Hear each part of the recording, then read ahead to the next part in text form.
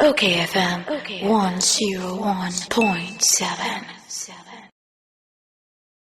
Professor Attafuah, a National Identification Authority, Penimpa Wadano. Prof, memoje. Babi, ya kronto.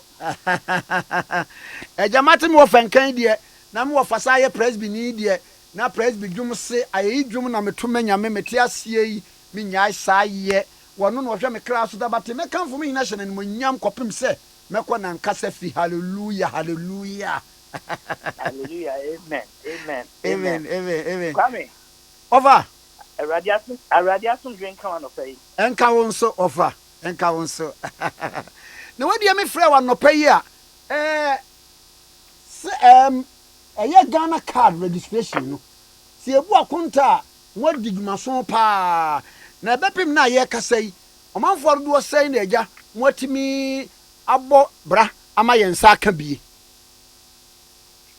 Yo Kwame, me da se bebre. Ye dwuma no boni beka say dynamic. Da bia na etsa. Amanfo register na chese. Figures no etsa ne sa. Na anopai minya en yo frɛ na me kɔwɔ kakra akra tintimapom.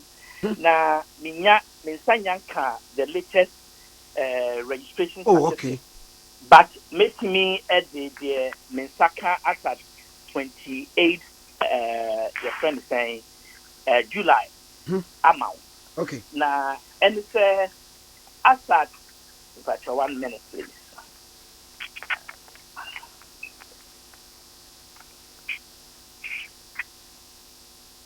Now you were over 17,277. If I say the exact big amount.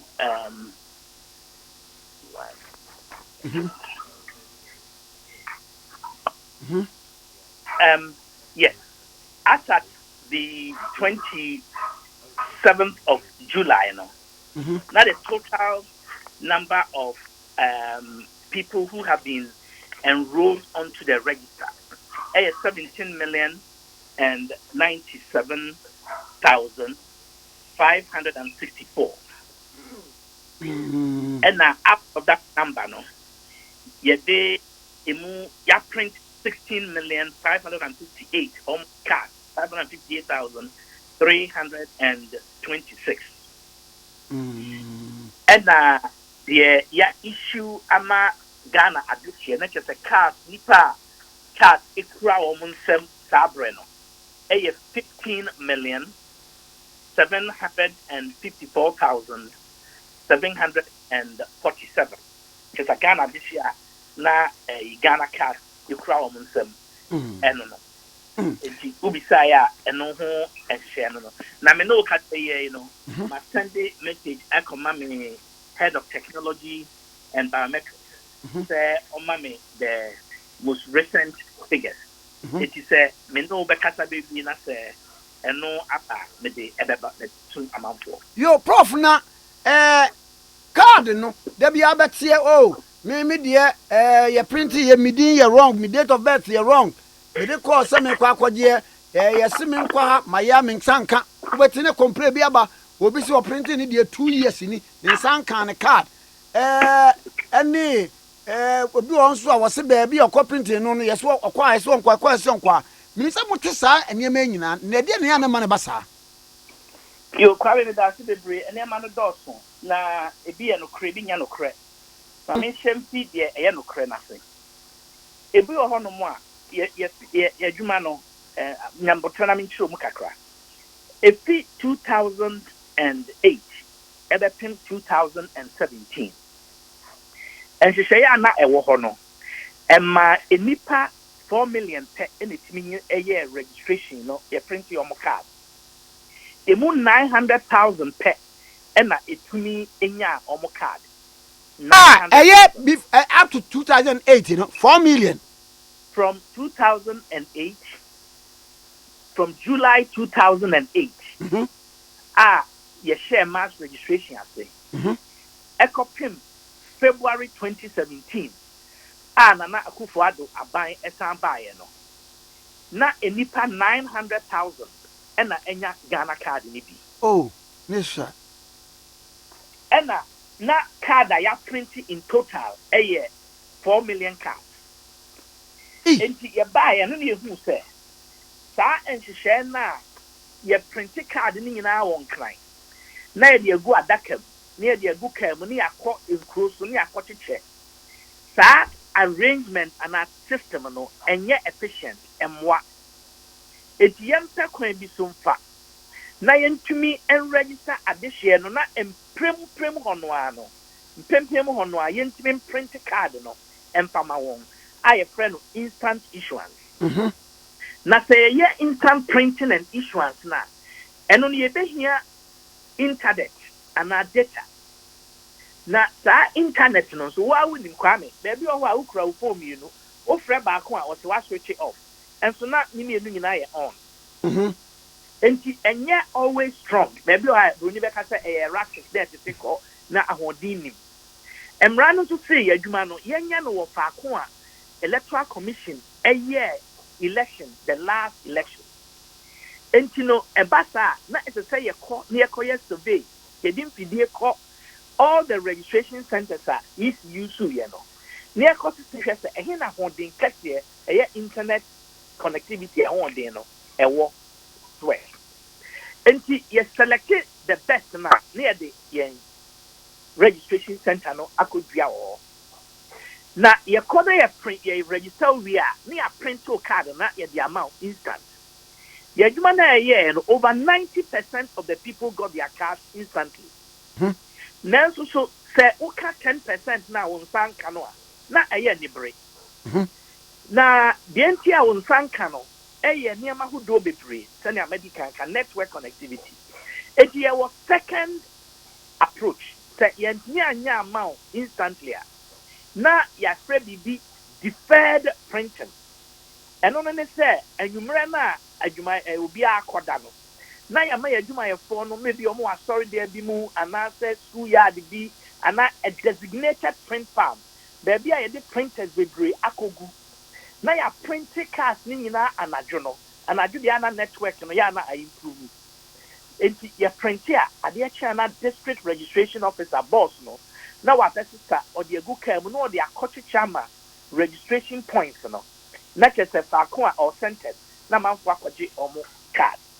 Na mmom deɛ ɔne sɛ ebi a obi deɛ na 2 days 3 days ɛsan queue a ɛbaa centers ne nti na bi a ɛduru no so anaasɛ obi wɔ hɔ a na ne deɛ no time a yɛ printe yɛ no temakyɛ bi wɔ n'application a ɔyɛɛ no eti na ɔno ne deɛ no yɛde akɔgyina line foforɔ yɛyi n'asi nkyɛn eti sɛ ebi a wasesa ne din a edin ɔde yɛɛ wɔ president Kufuor anaa president Mills pɛn so no eduru president Akufo-Addo pɛn so wasesa no wamfa mmara kwan so wanyɛ gazette notification ɔde hyphen bi aba abɛtum a anything ka ɔde bɛtum anaa tikɛseɛ yi wɔbi a selling no ɔno asesa no anaa ɔde asamrane bi koraa ato no ho so a ɛni nkrataa obi wɔ hɔ no mu a na wasesa ne date of birth wabra a wamfa mmara kwan so a ɛno nso so mmara ma wo kwan sɛ wotumi sesa wo date of birth because there were implications for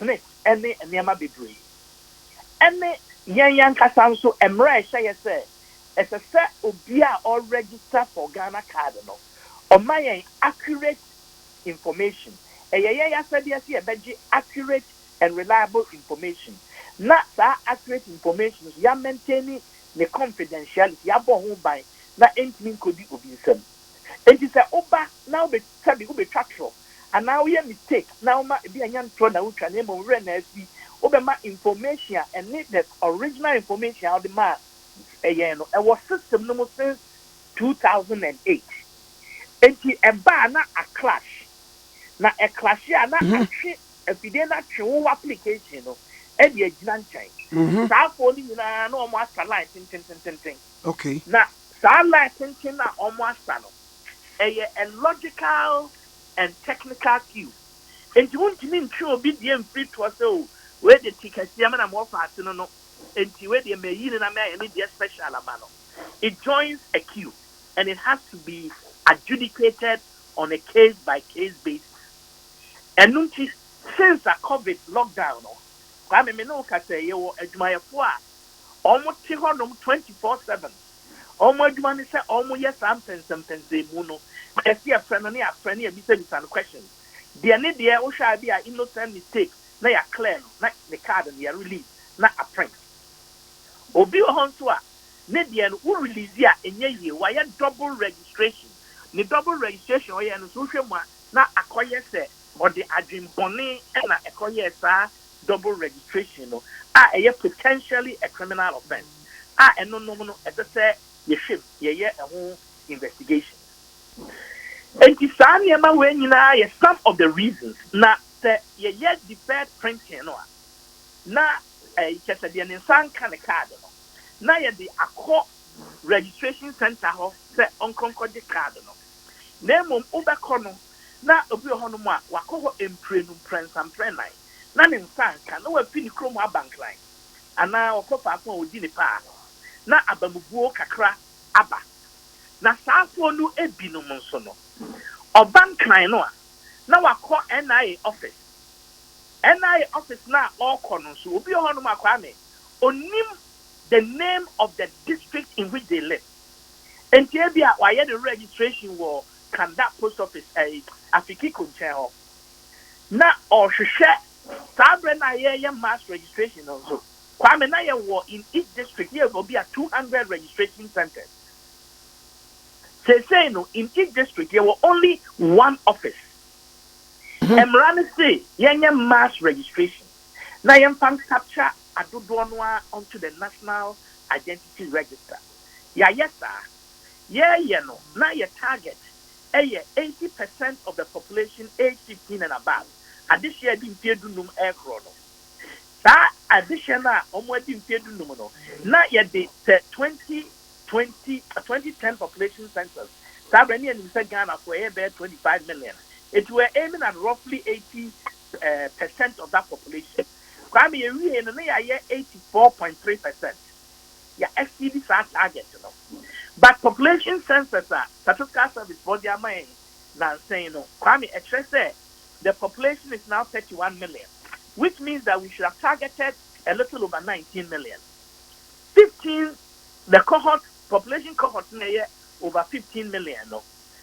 Over 15 years old no. It's essentially a 19 point something. And to roughly near about 2 point something, almost 3 million people are. I think you capture how many 15 years and above. Emrani say the real mass registration yen set up this permanent district and regional offices. Now and several Ghana this year now yen to me and capture almost during the mass registration exercise. Nyamia Daruma, since the 3rd of November 2021, we have set up 276 district offices. Every constituency, you will be a friend of operational district office. And they have set up 16 regional offices, all simultaneously. And you know, I mean, no, now, the woman, the question my woman say, instead of 200 registration centers, there were only one. There were only 4 people at the district office and 5 people at the regional office. Time I mass registration. Now at each registration center, now there were roughly 16 people. 16 people doing the work at the registration center. Say there were 4 people. 4 people no kwame. Baku the whole district. Baku district registration officer. On the coordinator general. The second person, the administrative officer, on also the commissioner for oath. I am almost my lawyer, papa lawyer, I'm making sure say you could commission who could judge them one more beer, who didn't want to cream and was any patron anymore. Or your office administrator and was a commissioner for oath. And you walk on Nipa Bakwa on all your interview. Registration officer, no one who saw your gun and the other. So, and you walk commissioner for oath now, or you know. Then the last person, the 4th person, the technical person, or capture biometrics, unsaid we are a do when you go to our son anyway we are all trying to photo no na saa nipa na ɔyɛ technical person no ɔno also na ɛtwa ne ho owie o capture saa data ne nyinaa wie a ɔno a na ɛtwa ne ho issue a print card no na wasan issue card na ma mass registration na ɛyɛ obi foforɔ adwuma na issuance ne yɛ obi foforɔ adwuma na akɔntɛm sɛ nipa baako na ɔgyae deɛ ɔyɛ no na wasom wɔ ɛkwan foforɔ so eti sɛ wokɔ na sɛ ɔsom tikaseɛ o capture tikaseɛ data owie na kuku aba sɛ me card me nsan kan a ɛsɛ sɛ saa nipa no ogyae som a ɔbɛsom the next person after tikaseɛ na ɔkɔhwehwɛ kuku a card na yɛyɛ no 2003 ana 2019 or 20 no ɔkɔhwehwɛ na ɔde aba issue ama no eti sɛ nka ɛyɛ registration ɛna ɔyɛ a ebi anka obetumi ayɛ 40 or 60 a day but esan sɛ ɔno ana ɔsɛ gyae akɔyɛ obi foforɔ ɛdeɛ ɛyɛ issuance no obɛhwɛ na a day no watumi asɛb only 20 people with fresh application enti ɛnyɛ boapayɔ na mmom yɛahoɔden no deɛ public service commission de maa yɛn ɛne ministry of finance ahoɔden a wɔde maa yɛn no ɛno na yɛde afa nipa a wɔyɛ adwuma no wɔ yɛn offices no enti sɛ expectation bi wɔ hɔ sɛ NIA betumi ɛde Ghana for saa memfa ne sɛ 2 point something almost 3 million a wɔn nsan ka wɔn Ghana card a wɔyɛ 15 years and above yɛbɛtumi ɛde wɔn nyinaa card ama wɔn in the next 34 days that is by 30th your friend is saying September yeah. Aha na ano ɛyɛ rem kakra that's the first thing montimi nyɛ ɛmmiti that deadline no there be yɛ no yɛde ahoɔden a yɛwɔ yi ɛne nhyehyɛeɛ mmara nhyehyɛeɛ a ɛda hɔ no a yɛntumi nyɛ sɛ parliament na ɛte NIA sɛ yɛnya amendment to your law na ɛma yɛ kwan sɛ bia yɛnkɔyɛ quick mini your friend is a mass registration bi anaasɛ ahoɔden kɛseɛ sika asɛm na mekan ahoɔden kɛseɛ kakra bi nie na yɛmfa nyɛ a yɛbɛtumi a explore that possibility no but the clear woman is say time I know your mass registration no you are looking at approximately 20 million a month for wage bill alone staff na aircon of course they say yen here in the padodo be because a swatch but still no a expensive enterprise but juma ye for na ye no mo ye juma bebre tifie a omo ready as ahoboa etoso a yanim penifo bedin komo me honorable minister Ambrose ne your governing board and penifo de da no akuku dam sa national health insurance Ghana immigration SNIT GRA birth and death registry government statistician sankofo we no nyina na ye akuku dam a omo governing board no so law professor ne another professor of agricultural economics ne a retired diploma international civil servant we chair penifo na eguso omo approval any efficacy and mo papa bia e benya no ye wo sa technical competence ye wo the human resource you find the know-how ready ye betimi aye additional arrangements near the assume addition nembom kwa me yankai since November last year be offices aye boy who dey boy nipa bebre ankoye e drew January March the ben no and the nipa bebre be board dompimo NIA and ye tutu mrika ekobo canopies e was tedia ho sunyan hin samale kwame honorable minister for digital communication digitalization honorable Mrs.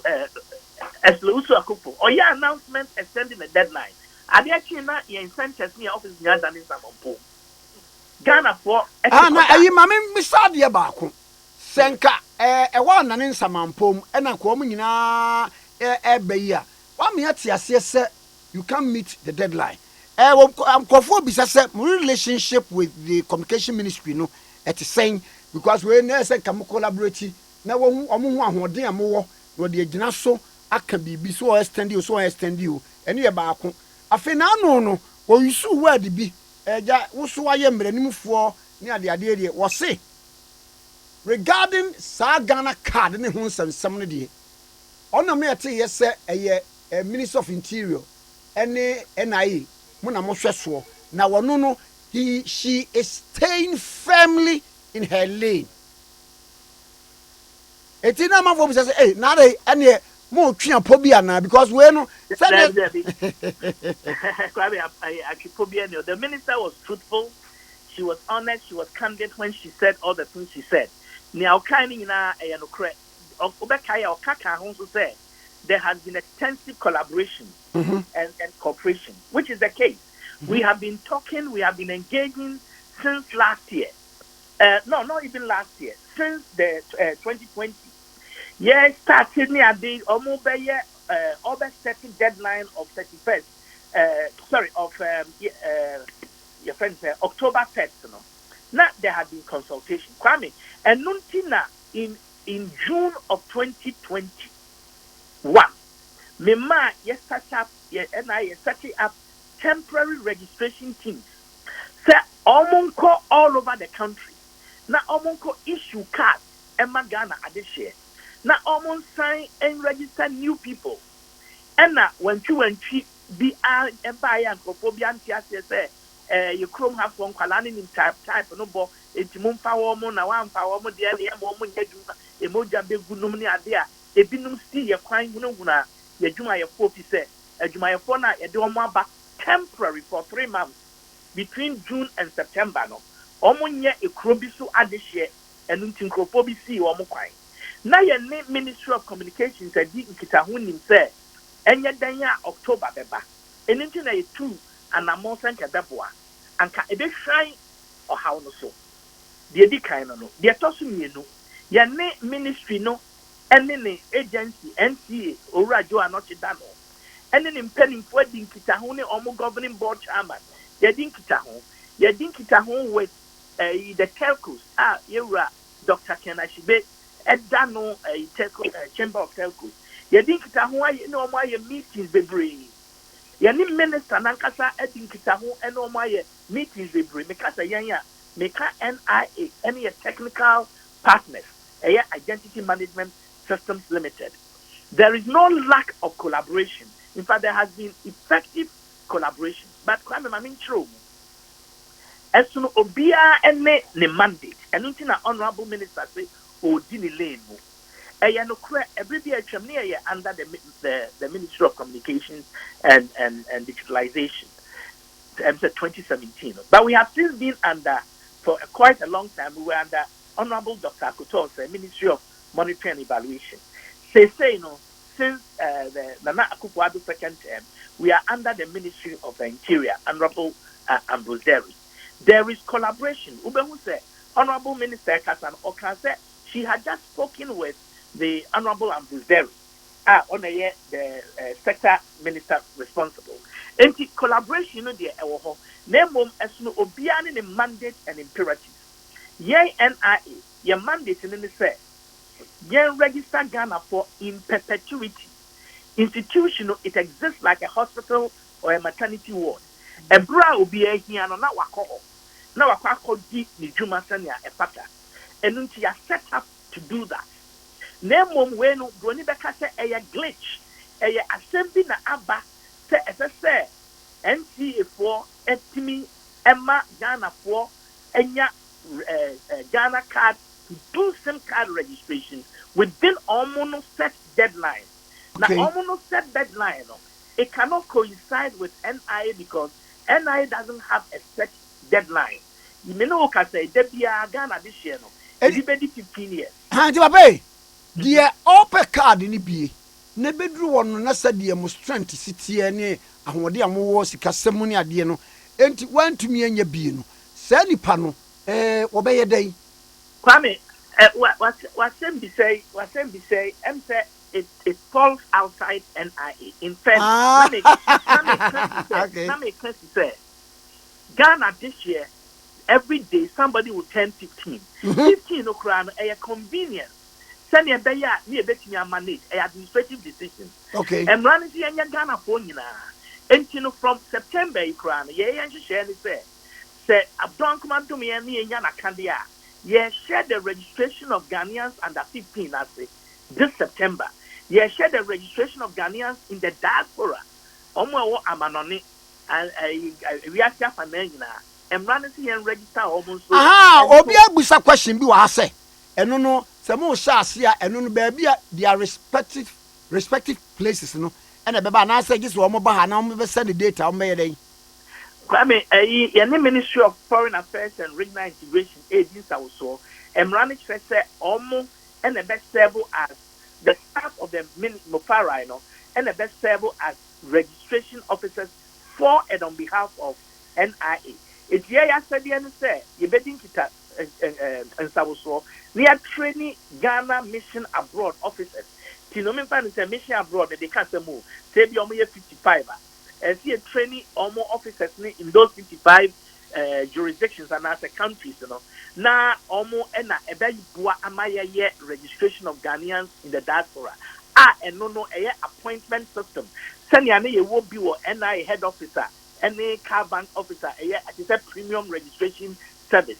Now, Kwame the own back on to say, Omo ye, Omo amanano, Omo bet Omo the antisa Ghana ha registration no a free no. And on bet $50 equivalent. So Omo ye appointment. Now no call your Ghana card, ube do no. Na Ghana mission staff official no otiho na or train no small. Na intianye stampede the Yemrika Junior de. Sanji share be na ya wo NI head office. Na Kwame ye juma e di mu a ema emutie ye hwam ahowo ba o be hu arrangement and way office wa. Na omoma a commendation on social media and elsewhere. I check your standard in the obe hu abruchere baabiano. Say ya more so cry no omo ye pe. And no can who be na Ghana Integrity Initiative. ECMIMA NIA, the most efficient public service institution award in 2021. Now ye budjuma ye, ye share na ye na some Ghana for ye. A copy mo say SIM card re-registration ho and send by Emma Ghana for the board dumping. No be board dumping way office. Na se Kwame o capacity a watch channel. Unim said that could bet na say we nipa be say 80. Oba sorry anopa, ube do adwum na otwe no. Na nipa be say 2000 aba be gina gate since 4 am. Omu remu na omu kunu say obi ya appointment we do at 10:30 and so what friend na manakotna sia. Na ne boafu no allege corruption. And so na nya corruption is an appointment system. And running to register ahokwo a ewo omayimu. Omunya Ghana for na so omotia for 90 days or longer. That for no ye were arrangement since 2012 I register omo. Say obi who say ni chronic skin life where you brony or Chinese or ye why ye appointment on your appointment cry omo no omo kiu ni sa okotua $120 to get a non-citizen Ghana card. Minia Ghana near Wababejina gate honum since 4 or 6 a.m. Ohun so be abaho 10 o'clock. Na say yes sevusa onipana na or alleged corruption and so na entisa.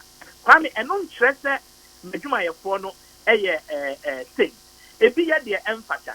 Obi etumi gina ahase enkra ha ya wo your friend is saying kasa no ha we na wa print o card na card copy touch my if we say or chewing gum or pronom or the idea sitting as so or inattentive na wa use wrong center code na card na copy there anything to pay na what me show any ma catch say o card ama wa twa pro sa na ma ni nyina so ena yeso obi so wa o yira ne card but officer ne say this will pay 500 Ghana cedis ansa. Kwame, the no kre wo mu say the abaye nim say obi sika ana obi agi obi sika bia obi abaji wo NIA as say receipted ansa na sika tua ana sika die beba mu no as say ya ma a pin number as say wo tua sika no wo bank NIA premises no bank wo and one fan sheni pansem there be there's a bank uko NIA head office so a car bank wo o say said ya elwak na ya your bank ho no mo a wo betie ska but answer na betie ska no there is a pin that is generated me master something no range, there's a range. Ya approve and sign what me aquaconia sa detail no at the bank in a and it's so big to sika 100 CDs and all my come fear koye institutional household registration and institutional registration of Kwame Mekana, what friend Baba Yama PCF and okayfm no way. A 100 CDs for family, 100 CDs a person. The bow fear a 150.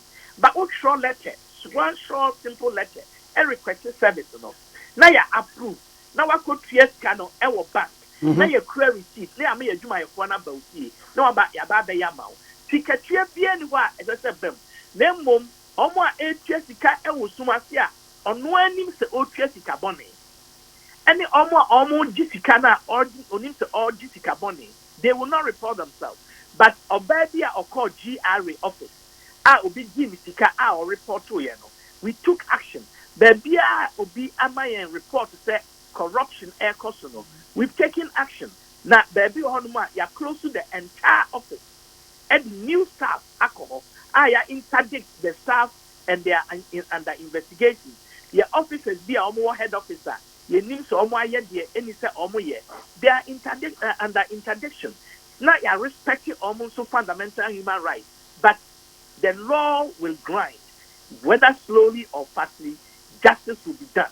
Now your team prove the scale of integrity in the system that we are operating. To Kwame and make as to be say when you be any NIA, any Ministry of Communications and name the only say you develop a system that we know is working.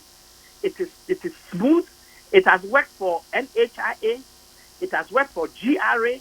It has worked for SNCC. Data harmonization and integration. Until who the debia, until noise.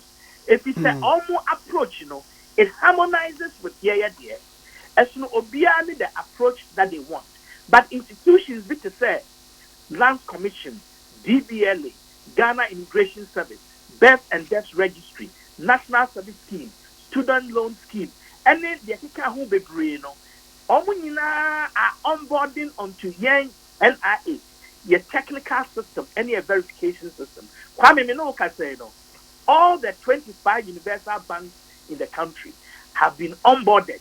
Omunina I deploy a system, and you can call any of the universal banks.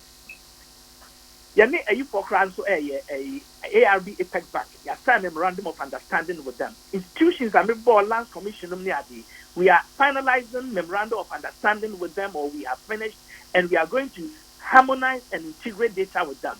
Ebema omunina juma akoso wano. Our system make us a GRA, NHI, and SNCC control animals so ebam. Ningina ebwa ama ya juma no akoso. Etu bank. Nasa okad in crown kwa. Sa okad no aye printed in kwa. Nasa in crown. Odo unsati omo fidie no so a. Kwame, o Ghana card ni image ebe pop up. Ya ama omo atop technical equipment such that verification devices, to send the electoral commission for UCB. Ebi so to set phone. So na se omu internet kra ombetimi verify. So na internet wo ha ombe verify. Ukra okada e be verify. Unkra okada e be verify. We have built a system that is working. Telcos nomini ade, they are all onboarded. Glow, MTN, Airtel Tigo, Omunina, they are onboarded. And Kwame, it is working. As at Friday, there had been over 24 million hits on the NIA verification system. Without a hitch, I go through smoothly. Over 24 million. A system, building, it is working for Ghana and serving our people well. But every institution makes its own determinations as to how best to meet or satisfy their mandate. Institutions are they have elected to work within the framework of the NIA system, and I am assuring you that it is working. We will continue to collaborate with NCA and any other institution to make sure, say, Your facilities near services, they are available to as many Ghanaians as possible. Me no can say, Yamiya Domo next week, you be any MTN for, you be about 10 registration points in some of their offices. Now, yet me be several Ghana for. Oh, okay. Car banks and some of the other banks, then it's normally they have a processor. We are in final talks with them to expand opportunities. But yet we continue to put our best foot forward, knowing that there are limitations, knowing that we were not set up. It is a oba bunu bi gina ne nan so. Na we expect to say we bet me I will transfer afi. No maiden can make a baby 3 times a year, no matter how strong. Yes, na Nyankopon a designer no say onye. Yes, na NIA so. Emra edin hye designer say there is a certain deadline by which we should register Ghanaians. Oh, okay. Deadline bia ye beyedo. That could be a papa from ebeba or ye Ghana. Na Prof. How once to be naturalized. And you cannot meet all of that in a day. Prof. Between 2008 February 2017 no. Almost no more 900,000 no. One say re-registration and also one they were just brought into the fold. Oh, crime almost say re-registration. Oh, okay. Because Sabreno, me that's to be Sabreno. Na requirements you have only 4 fingers. Sabreno the standard technology. Na 4 fingers. Na the same international standard they all 10 fingers. I mean or fingerprints. And I think so Sabreno na ye ntwa wani kosia. Say sense ye twa wani kosia no ato afidie no so. If we say enipa na bi ye enipa din say ebi ho no mo ye so identical say you need something else to distinguish A from B. We dey better say we nie na we nie. And obi also ana sabi oye amputee. Na ye ka amputee na ye wa hodo mienu. Kwame obi ho no mo ana ne nsa na nkasa atwa nti oni fingers. Until I am PT. And so that's how I identify no. Na ebia na only Kwame kese mo nim sedodo. Kwame also na way there are about 4 human beings in the world. As ye do omo gina on China or you ntimi tell it different. O ma me no makra omo be confused. Ye share omo antare ani gina mo be gina wa. Enti pe dis say enu nti no ye wo another level of verification. And no the iris. Na any ears wa so ye different. Na iris na ye twa no ebeboa ama obi a oye amputee ase identify no ye betimi a make records to sa iris ada wani kosua no and na amputee the second one ye obi a ne nsa bia ni nyina wo ho nanso ne nsa ano fingerprints no ewu ni titu omo ye adwumaden omo de omo nsa no pe ye adwumaden tailorfoɔ ene apofoɔ fisher folks any omo enu aduane ogya ho omo Mason for ni ade no. Any Mason Cement no. Men and women. Sankofo no be brave no. Omo fingerprints no. Ya na ini ho. Na se ewusa no dia. Na esi enya another level. Into be system no. Na are recorded say amputee. Obi ho hu na why offended. But na yen chesa ni nsa extra. Na just a technical description say the person's fingerprint could not be read. It has been brought to my attention, and we are looking at finding an appropriate register or terminology to distinguish omo sa echa ankasa. Any omo fingerprints cannot be read because are damaged or otherwise destroyed. If you cry me, no final point in so to say, sa ID card na year no 2008, that's 2017 no. The only friend with 2D barcode card. It's pretty much like your old driver's license. And no not chip kit where be a was no. And to me, fat and the other degree. And the card no so not any tracking number. Say card na ya no. A modern dual interface smart card. Card being we are here a channel and the best in the league in the world. And that it's me kind any money exchange and that chip na was so near 148 kilobyte chip. What they was so you will be a friend of loadable applet. It is a what you mansion when our best 14 apartments will put me the behind now you now see and on that the bid is NHI 40 high obi enti NHI say kwame omo print card bi mu snitch for omo print card omo nyina mo piggyback on Ghana card and that alone is about $30 million saving per year per each of these institutions roughly. Okay. Over 10 years you can begin to calculate how many development projects that can build. And here was capacity though, and you have 10 fingerprints, and you want a tracking number on the card, and number the amount and a unique ID number that is there forever. Now the entire Yan 2008 identity yan 2 data emu. And the number now, Kwame, you register 2008. Yeah, the no, ID number no. You must maintain it for the rest of your life. Until we have kept it. And by keeping it, your old data also is there as to validate the new data you are giving us. And once you are dakope. Into date of birth now the May 2008 and now 2012. No.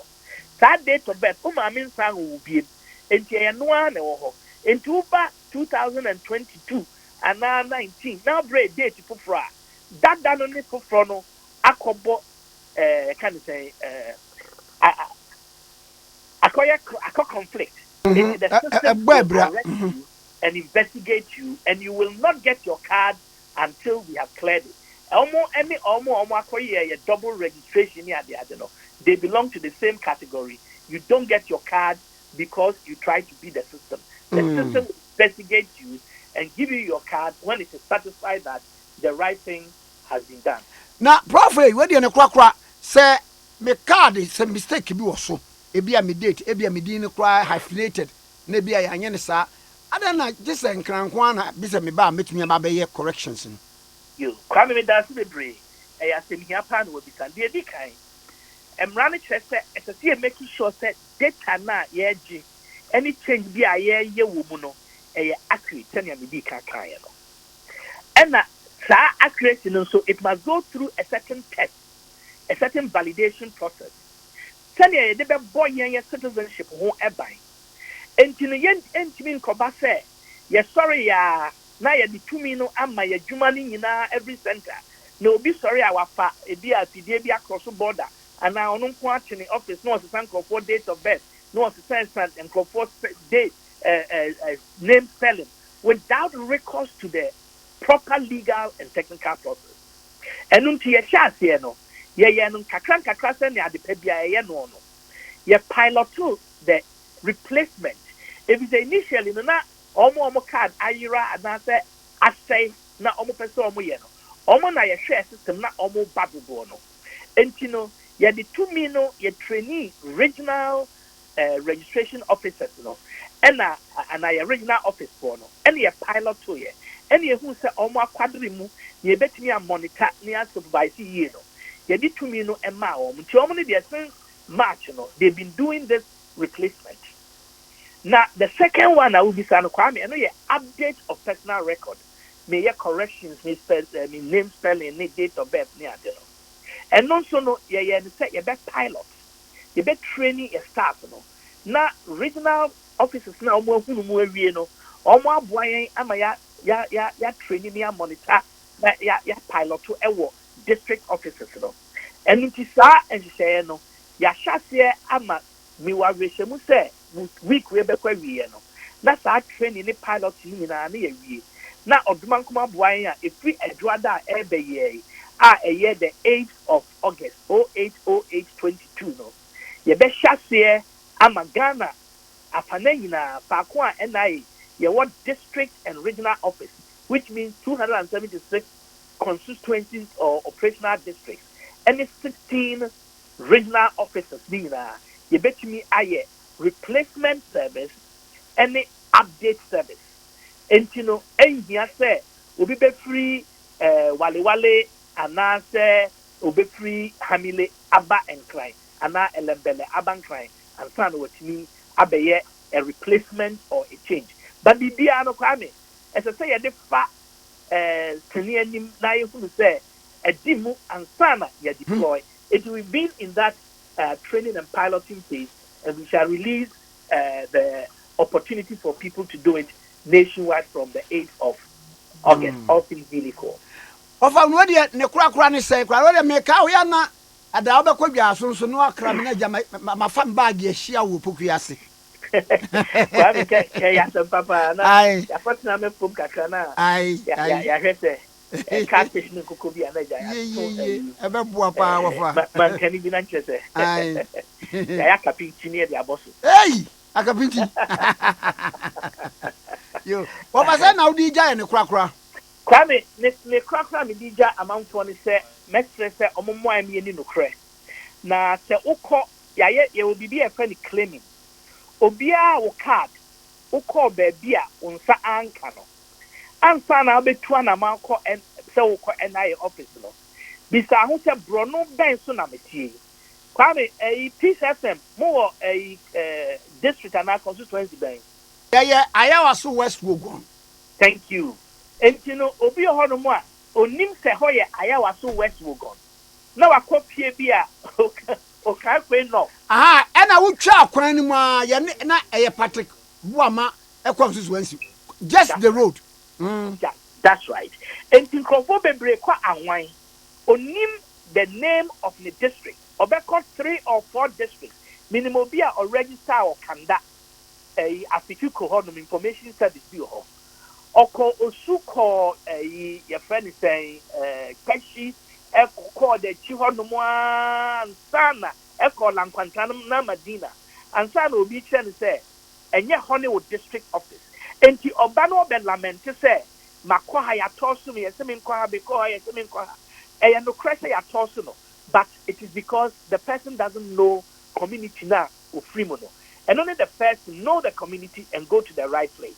Number 2, so ko no na e ka kira o say o card ni wa Mr. wa eye bisa NIA official ni awani na bisa obi ho akwa na wa bisa obi a ogina ho na nipa koda ka bibi no no so aka say me call yese bomodi na ni NIA official bi enkata so ja NIA official na oka asem na empower sumu a ye wo ye hotline ye wo ye client service line o ye complainer ye bedi akiri but so ko na say wudun sesi ye fidie no so na say o card no e wo axim but wo no gina adan ye betumi e de o card na si axim ho e de abrel wo adan ye ne Ghana Post for ebetimi a ye ne de ahyem ana STC ya secure no ne de abrel na ye ya frel ne de o card no amaw se wo na wo ye enfumso ena ana se wo na register wo ekrofo proso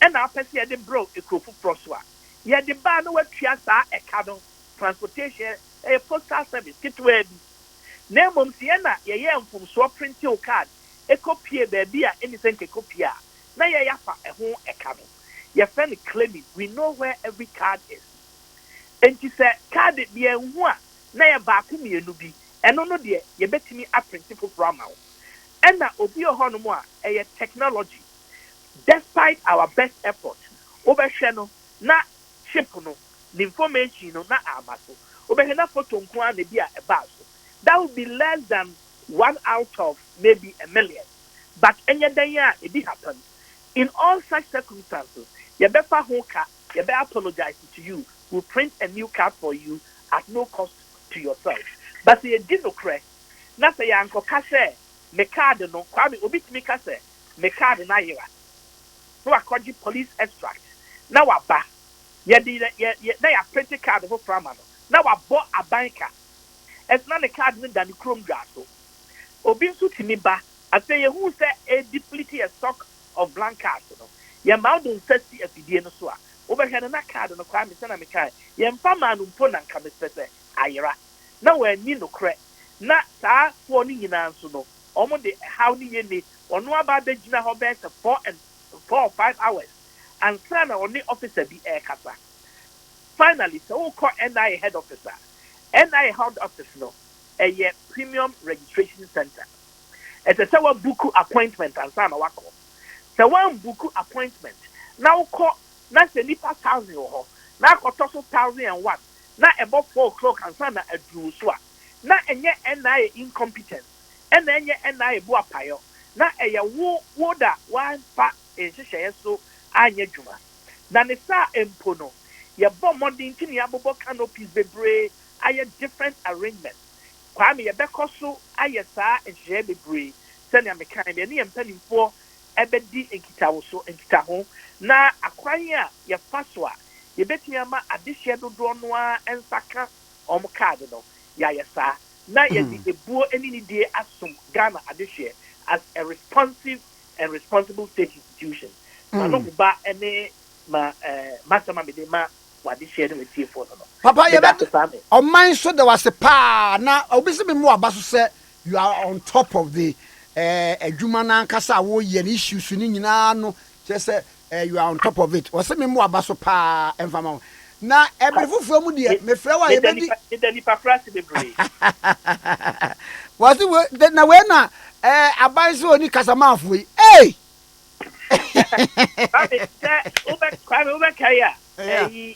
National Reconciliation Time.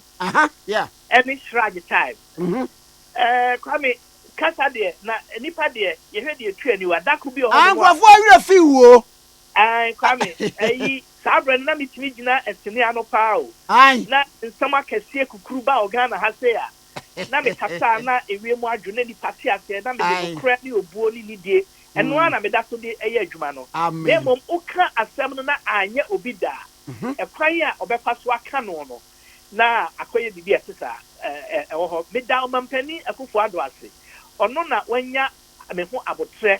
Oni ne chief of staff ene na be di Dr. Baumia. Na me ho asem bi aba omunya abotre tie emu ye ansana omu ayi aten na omotimi agina mechi ama ye na me de minim ne se kwame omampani dada Attafuah odimini apani Professor Enesdumo eto NI ano no ode to ano from about 2003 or support no all the way to 2008 and or extending the contract yenye because no di we reach that 64 no and further odimi bem sa support na owura Kufuor edema owura Professor Enesdumo no emma otimi nya da jikin team NI ma ni gina ye ACC NI headquarters eye NI laws eye sheya or the recruit nipa or the year equipment or penema na kandie nyina emma NI etimi sorry gina ya ye mu bi beto aso no sa adwempade achechi pa no ebi no owura President Kufuor enya de amame na sa wo hwe between July 2009 mimiti NI after 1 year of service if you were between 2017 no enipa hodo enai ene be ye adwuma no me ba jaw wo no wo ko ho na wo free ho because July 2008 me na me ko share mass registration after Dr. Dumo as my advisor the shot here in central region and I made it to so western eastern and a voter ye we voter no and a owura mail for pencil and a ma me ko na nchen and a minu kuma and as a minu Dr. William Ahaji ebaye William Ahaji baye no ni nansa ni nanu and ono nso efri ho and a minua Martin Pepra enso ebaye Martin Pepra efi ho no and a minua Dr. Josiah Koba enso baye Josiah Koba efi ho and a minua kuma eye Osekwame Griffith ono nso ebaye let's say within the period of your president 2009 July ebepim 2017 February no na enipa and 9 and aba na frequent changes in leadership at the instability kakra it mean the lack of vision articulation ne enema ne alignment ne learning curve delays dinomne enema bebre entin say unya na adwuma no nokre ene